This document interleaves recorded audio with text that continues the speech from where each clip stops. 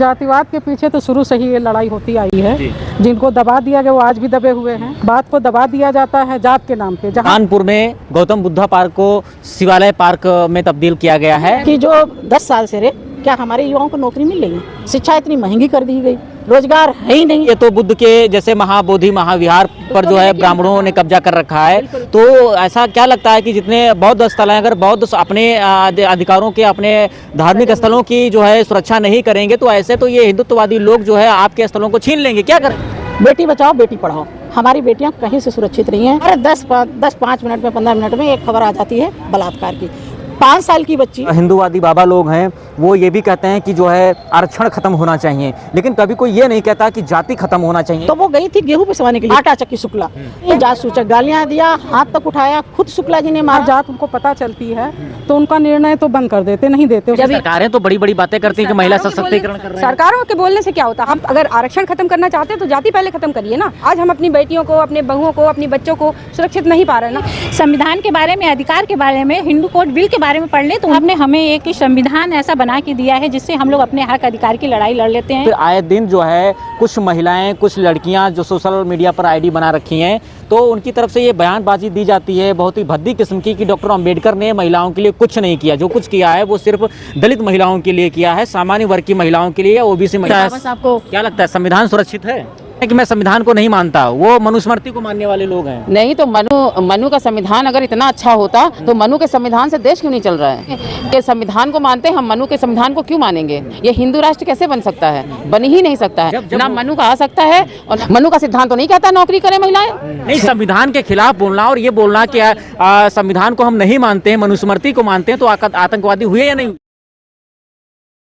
साथियों नमस्कार, नमो बुद्धाय, जय भीम। आप देख रहे हैं द बुद्धिस्ट टाइम्स टीवी। एक विशेष कवरेज के साथ में हम आ चुके हैं। आपको बता दें इस वक्त राजधानी लखनऊ में हम मौजूद हैं और इस वक्त हमारे साथ में युवा साथी टीम की महिलाएं मौजूद हैं। हम बात करेंगे द बुद्धिस्ट टाइम्स टीवी की इस खास कार्यक्रम में। जी आपका स्वागत है सबसे पहले द बुद्धिस्ट टाइम्स टीवी पर। चलिए, आपका बहुत बहुत धन्यवाद। पूरा परिचय अपना। मैं रेखा आर्या, युवा साथी टीम की संरक्षिका जी। और आज मैं यहाँ हजरतगंज में उपस्थित हूँ। ये बहुत एक मतलब ये पावन जगह हम कहेंगे जहाँ पे बाबा साहब भीमराव अंबेडकर जी का अस्थियों का अस्थि कलश रखा हुआ है। तो आज यहाँ पे संविधान पे चर्चा थी। रामलोट बौद्ध जी जो हैं और ये जो है संविधान प्रचारक और यहाँ पे जो वक्ता हैं बहुत दूर दूर से आए हैं, अध्यक्ष उपाध्यक्ष और सभी लोग आए हुए हैं। अपने वक्तव्य अंदर चल रहा है। काफ़ी संविधान पे अच्छी चर्चा रही है और हमारी काफ़ी बहनें हमारे साथ हैं। प्रतिभा सागर जी, लाजो कौशल जी, उर्मिला गौतम जी, सुनीता चंद्रा जी, रीता लाल जी और 1-2 बहनें हमारी अंदर बैठी हुई हैं। तो आज जो संविधान पे चर्चा हो रही है, जो हमारे संविधान बाबा साहब ने बड़ी मुश्किलों से, बड़ी कठिनाइयों से जो संविधान लागू किया, लिखा, मगर उसमें जितने अनुच्छेद उन पे चर्चाएं तो बहुत हुई, पर हमारा कहीं ना कहीं ये मानना है जो मौलिक अधिकार हैं वो अभी तक नहीं मिले हैं। और जो मौलिक अधिकार और महिलाओं की जो सुरक्षा और जो मैं काम कर रही हूँ, मैं वो भी बताना चाहूँगी। मैं काम कर रही हूँ शिक्षा, आरक्षण और रोजगार और महिलाओं की, बच्चों की, बुजुर्गों की, जवानों की, सबकी सुरक्षा पे काम कर रही हूँ।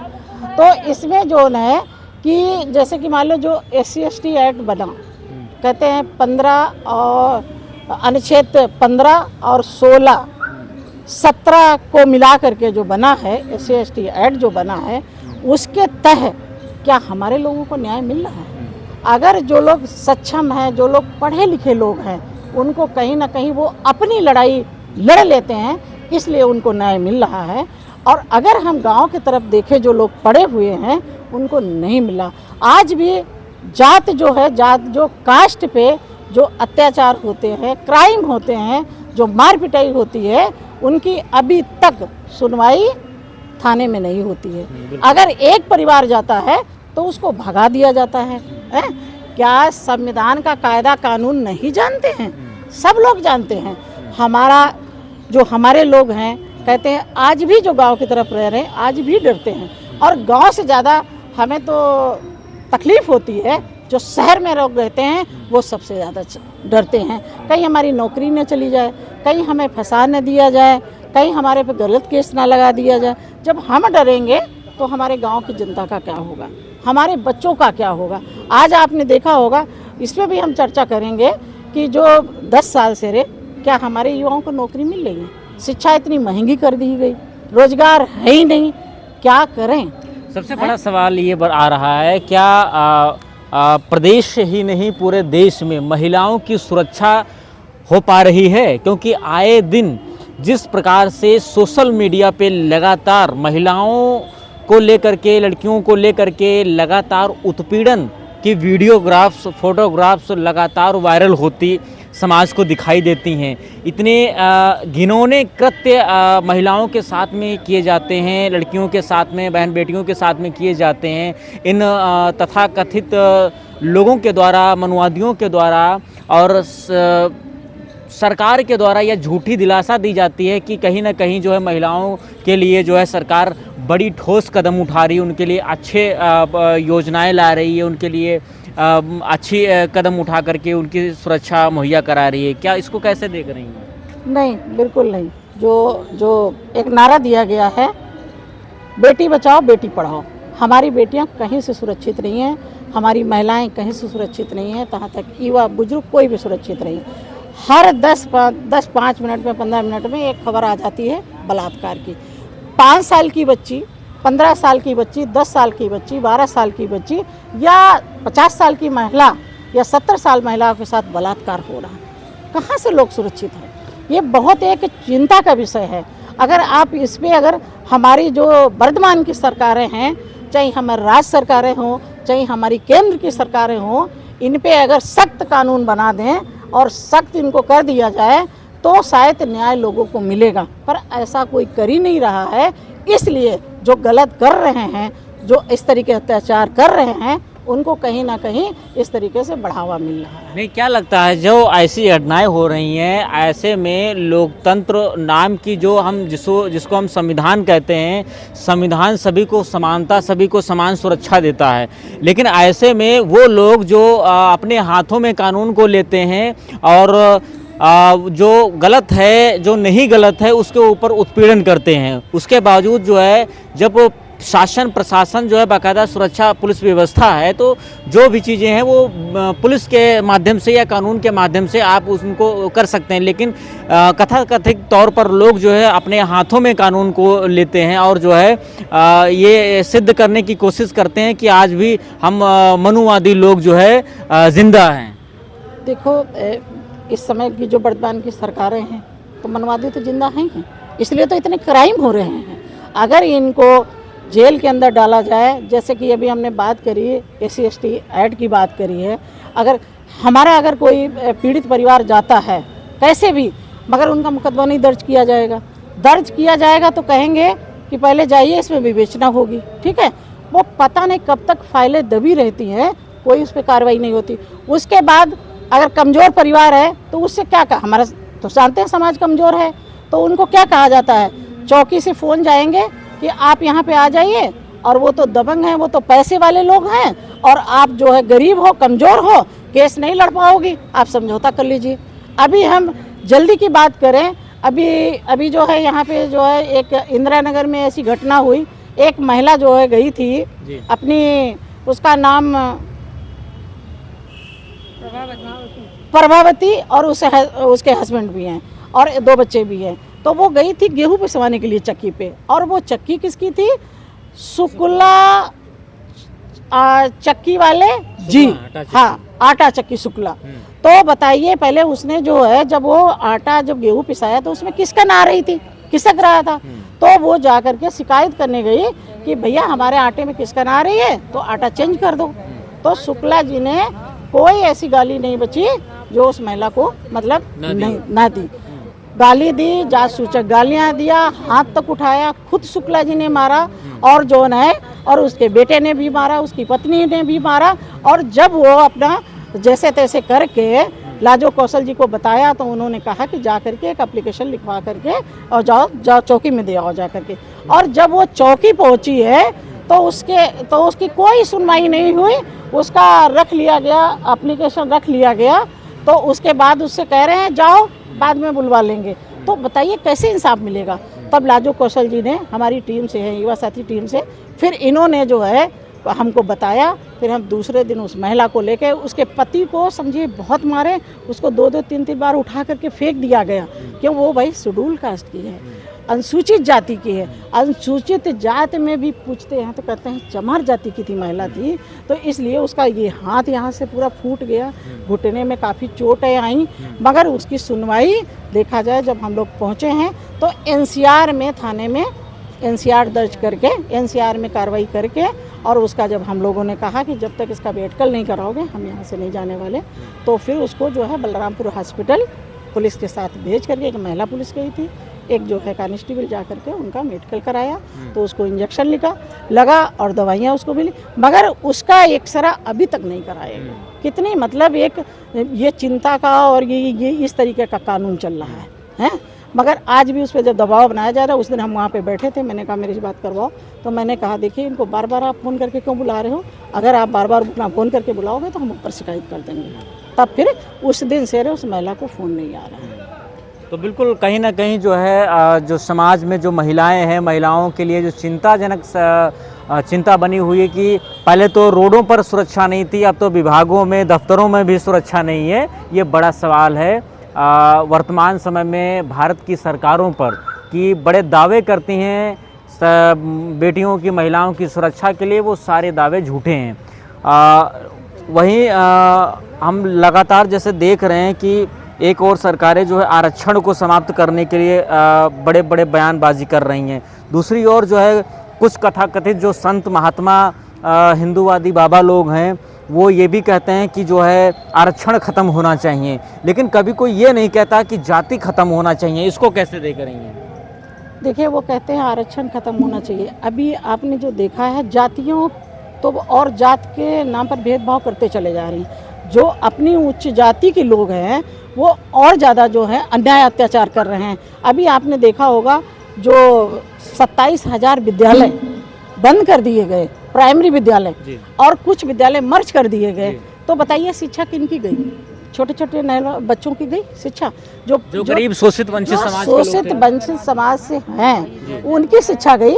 जो 3 साल का बच्चा है, 5 साल का बच्चा है, जिनको हमारे बाबा साहब ने सारे अधिकार दिए, पढ़ने का अधिकार, समानता का अधिकार है, अच्छे से रहने अधिकार, अपनी बात कहने का अधिकार, मगर उनको शिक्षा का अधिकार कहाँ मिल रहा जब बंद कर दिए गए। और दूसरे अभी आपने देखा होगा कि उधर की तरफ अगर हम मोहाली की बात करें, जिला सीतापुर की बात करें, वहाँ पे जो है बताइए जंगल से जो है शेर आ गए हैं वहाँ पे, तो वहाँ पे 2 घटनाएं, 2 लोगों को उन्होंने मतलब मार दिया है। इस पे बताइए आपका वन विभाग कहाँ गया है? क्यों नहीं पकड़ा जा रहा? वो लोग बहुत दहशत में हैं। जब भी हमारी बात होती है, एक का तो अभी गला काट दिया, उसका पूरा परिवार इतना मतलब परेशान था, इतना रो रहा था, बिलख रहे थे छोटे छोटे बच्चे। बताइए हमारे घर का खर्चा कौन चलाएगा? तो इस तरीके तो भाई सरकारें कहाँ, कौन सी सरकार काम कर रही है, कौन सा अधिकार दे रही हैं? अगर ये अधिकार मिल रहे होते तो आज हमारा समाज वंचित क्यों होता? बिल्कुल सरकारें दावे ज़रूर करती हैं, लेकिन वो कहीं ना कहीं वो अपने दावों पर जो है कड़ा रवैया नहीं अपना पा रही हैं। ये सरकार की बड़ी कमज़ोरी है कि जिस तरीके से कानून व्यवस्था को सुचारू रूप से लागू करने की आवश्यकता है, लेकिन वो कहीं ना कहीं जो है मजबूती की ओर दिखाई नहीं दे रही हैं। पूरी कवरेज पर क्या है आपकी प्रतिक्रिया, हमें कमेंट सेक्शन में ज़रूर बताएं। देखते रहिएगा बुद्धिस्ट टाइम्स टीवी। लाजो कौशल, युवा साथी टीम से। जी, तो क्या कहना है कि वर्तमान में जिस प्रकार से महिलाओं के लिए जो है सरकारें बड़े बड़े दावे कर रही हैं, क्या वो सही साबित हो रहे हैं, ज़मीनी स्तर पे हो रहे हैं या नहीं हो रहे हैं? जी नहीं, बिल्कुल नहीं हो रहा है। बेटी पढ़ाओ, बेटी को आगे बढ़ाओ, और क्या नाम की जो हमारी सरकार है, सत्ता है, वो हमारी सुन नहीं रही है। हमारे समाज के लोग बेचारे जो है कहाँ जाएं, रोज़ कुछ ना कुछ हो रहा है। हमारी बहन बेटियों के साथ कोई सुरक्षित नहीं है, और सरकार कह रही है कि हम जो है बहुत कुछ दावे कर रही है, सारे दावे खोखले हो रहे हैं। जी मैम, क्या नाम है आपका? रीता लाल। कहाँ से हैं? मैं यही गोमती नगर सेक्टर 6 से। कैसे देख रही हैं जातिवाद को लेकर के सामंतवादियों के द्वारा जैसे जातिवाद को जो है बढ़ावा दिया जा रहा है, क्या कहना है इसको? जातिवाद के पीछे तो शुरू से ही ये लड़ाई होती आई है। जी। जिनको दबा दिया गया वो आज भी दबे हुए हैं। उनके प्रति कोई भी मतलब निर्णय नहीं किया जाता है। बात को दबा दिया जाता है जात के नाम पे। जहाँ जात उनको पता चलती है तो उनका निर्णय तो बंद कर देते, नहीं देते, उसको दबा देते हैं फाइल को। लेकिन सरकार तो बड़े बड़े दावे करती है कि हम जातिवाद को समाप्त कर रहे हैं, कहीं भी जो है जातिवाद नहीं होता है, समानता का काम हो रहा है, बराबर जो है समानता की जैसे लोग जो है वो करते नहीं, हैं। आपका कहना ठीक है, लेकिन जब वो समस्याओं से आदमी घिरता है, सामना करता है, तब पता चलता है कि क्या इंसाफ हो रहा है। ऐसे तो आप टीवी और न्यूज़ वगैरह में सब सुनते ही हैं कि ये हो रहा, वो केवल स्पीच के द्वारा और लिखित के द्वारा, न्यूज़ के द्वारा आप सुन सकते हैं। और जब आप उस चीज़ में आप घुसते, आपके ऊपर कोई भी किसी तरह की दिक्कत आती, जब आप उसमें जाते हैं तब आपको पता चलता है कि क्या इंसाफ हम लोगों के साथ हो रहा है। हम लोगों को इंसाफ का तो कहीं जरिया दिखता नहीं है। कुछ कथाकथित लोग हैं जो बहन बेटियां, जो मुस्लिम समाज की बहन बेटियां हैं, उनको लेकर के जो है वो बड़े बड़े आरोप लगाते हैं और ये बोलते हैं कि जो है वो जो है हमारे यहाँ जो है हिंदुओं को जो है हिंदुओं के मंच पर आकर के और हिंदुओं को वो समानता दिखाएंगे तो वो ऐसे तुच्छ किस्म के जो है बयानबाजी करते हैं। उनके लिए क्या कहना है? क्या नाम है आपका? मैं प्रतिभा सागर, युवा साथी टीम से। ऐसे जो लोग ये मंशा रखते हैं कि मुस्लिम और हिंदू करवाने की, आज वो मुस्लिम और हिंदू के नाम पर ही वोट बैंक बना रहे हैं अपना। और जो भाईचारा पहले था आज तो हमें देखने को नहीं मिल रहा। ना ही हमें भाईचारा देखने को मिल रहा, ना ही हमें पूरा शिक्षा का अधिकार मिल रहा, ना ही हमें महिला सशक्तिकरण और सुरक्षा की कोई बात बोली जा रही। जब सरकारें तो बड़ी बड़ी बातें करती हैं कि महिला सशक्तिकरण कर रहे हैं। सरकारों के बोलने से क्या होता? हम तो ये जब जाकर देखते हैं, हम लोग हमारे समाज पर जो उत्पीड़न हो रहा, अत्याचार हो रहा, उसको कौन देख रहा? ना कोई रिपोर्टर लिख रहा, ना कोई शिक्षा के क्षेत्र में कुछ कार्य कर रहा। शिक्षा लीजिए, बच्चों की सुरक्षा लीजिए, आप किसी भी संस्थान में जाइए, वहाँ भी जातिवाद का भेद है। अरे आप अगर आरक्षण ख़त्म करना चाहते हैं तो जाति पहले ख़त्म करिए ना। जाति का जो आपने बीज बोया है, आप उसको क्यों नहीं ख़त्म करते? आप जाति का बीज शायद इसलिए ख़त्म नहीं करना चाहते कि वो आपका वोट बैंक बना हुआ है। जहाँ चाहते हैं आप हिंदू मुस्लिम करवाते हैं, तरह तरह के लड़ाई उसी माध्यम से होते हैं। हाँ, बेटियों की सुरक्षा तो देख लीजिए कि क्या है। आप देख रहे हैं कि चरम पर है जो अत्याचार हो रहा है। आज हम अपनी बेटियों को, अपने बहुओं को, अपनी बच्चों को सुरक्षित नहीं पा रहे, ना हमारे युवा सुरक्षित हैं। जिस भी क्षेत्र में वो पढ़ने जा रहा है, किसी संस्थान में कहीं नौकरी करने जा रहे हैं, वहाँ पर भी उनका जातिवाद का जो दंश है वो झेल रहे हैं बच्चे। कहीं भी जाते हैं तो जातिवाद का दंश जब झेलते हैं बच्चे, हमको बताते हैं तो हम लोगों की आंखों में आंसू आ जाते कि ये समानता कहीं आ नहीं सकती। अगर हम लोग चाहते हैं समानता का कोई भी कदम उठाना, तो हम चाहते हैं कि हमारी सरकारों को कुछ कार्य करना चाहिए। और अगर ऐसी सरकारें कोई कार्य नहीं कर सकती तो पद छोड़ दें अपना। जब हमारी सरकारों को जब सरकार बदलेगी तो शायद ये देश बदलेगा। उन्होंने देश को जो गर्त में भेजा है, आज उसके जिम्मेदार वही सरकार है जो हम लोग भुगत रहे हैं। ठीक है, बिल्कुल। जय भीम। बिल्कुल।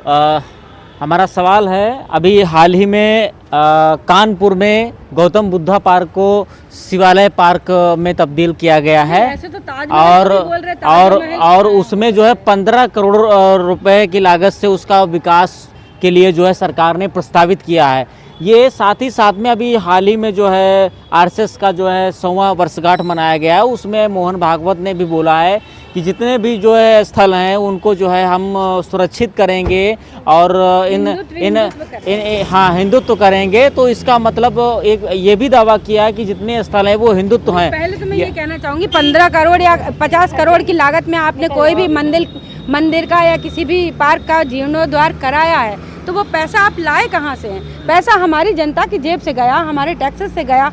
आपने तरह तरह के दूध दही में भी और शिक्षा में भी आपने टैक्स लगा दिए। शर्म आनी चाहिए ऐसी सरकारों को जो शिक्षा में, खाने पीने की चीज़ों में टैक्स लगा रही। क्या हमारा जो मध्यम वर्ग है, क्या वो चैन से जी पा रहा है?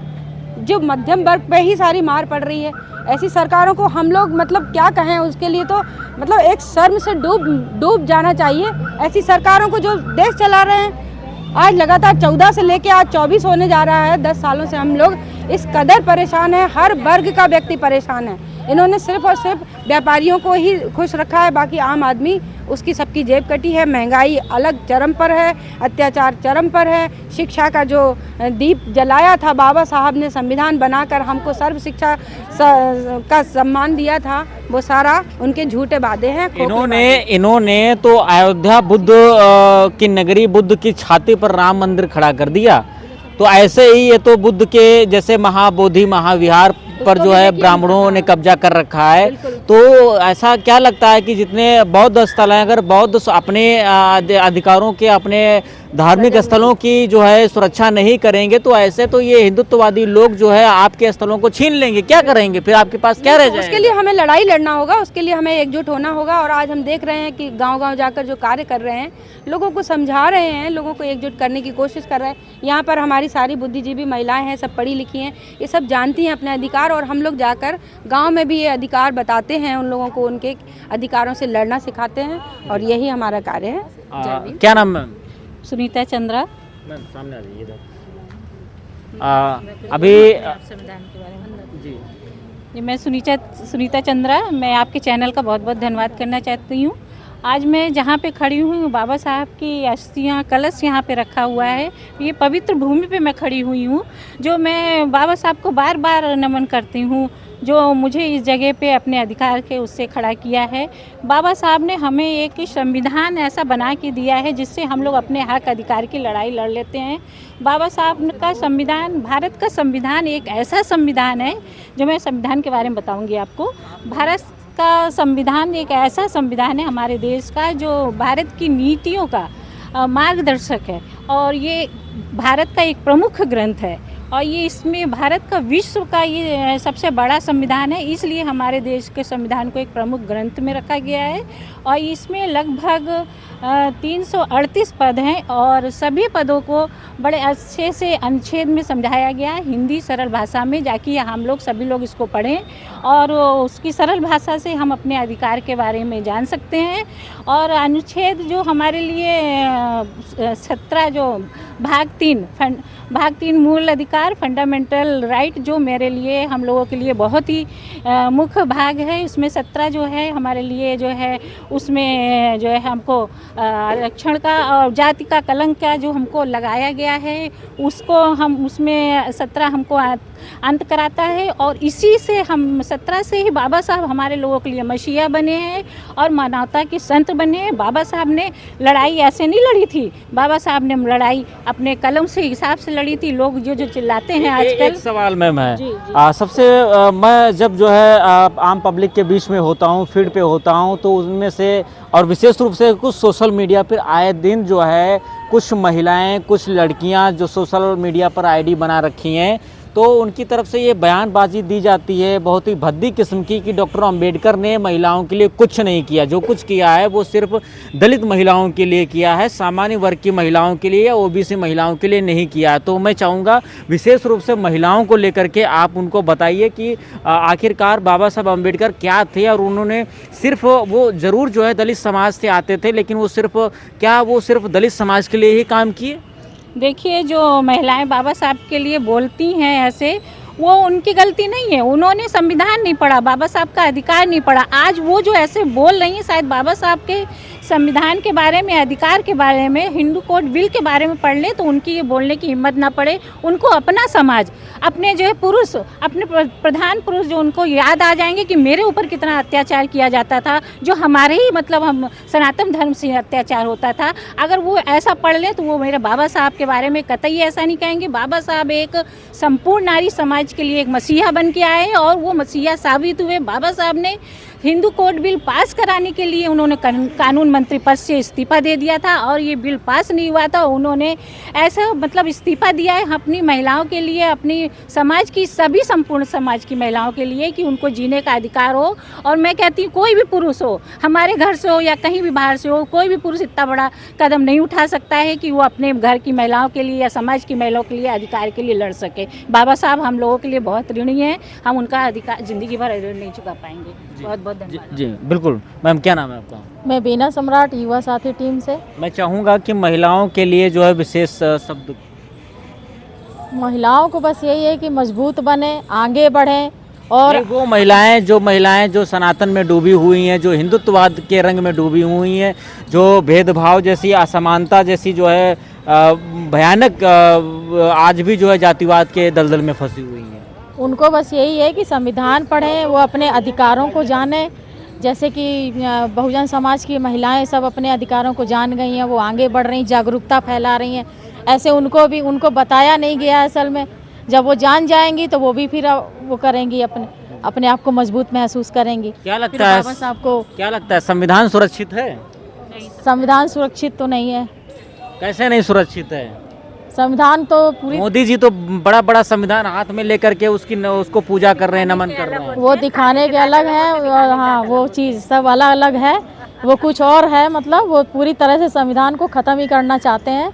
लेकिन बस वही है कि थोड़ा जागरूकता आई है तो लोग उसका विरोध कर रहे हैं, धरना प्रदर्शन कर रहे हैं, इसलिए तो वो थोड़ा बचा हुआ है और बचेगा ही, इसको ख़त्म नहीं किया जा सकता है। जी बिल्कुल। अभी हाल ही में जो है सरकारों के पीछे बैठे हुए कथाकथित आरएसएसवादी लोग जो है ये दावा करते हैं कि भारत को हिंदू राष्ट्र बनाने की घोषणा कर रहे हैं। भारत को हिंदू राष्ट्र वो कैसे बना सकते हैं? क्या नाम है आपका? मेरा नाम सुषमा है। जी। तो भारत को हिंदू राष्ट्र कैसे बना सकते हैं ये? वो तो कौन सी धारा पे वो ये कहते हैं कि मैं संविधान को नहीं मानता, वो मनुस्मृति को मानने वाले लोग हैं। नहीं तो मनु का संविधान अगर इतना अच्छा होता तो मनु के संविधान से देश क्यों नहीं चल रहा है? संविधान तो हमारे बाबा साहेब के से चल रहा है, तो हम अपने के संविधान को मानते हैं, हम मनु के संविधान को क्यों मानेंगे? ये हिंदू राष्ट्र कैसे बन सकता है? बन ही नहीं सकता है। ना मनु का आ सकता है और ना मनु का आएगा सिद्धांत। हमारे लोग जब कोई उन पर टीका टिप्पणी करते हैं तो वो बोलते हैं कि आतंकवादी हैं। जब वो लोग संविधान के विरुद्ध बोलते हैं तो क्या वो आतंकवादी हैं या नहीं है?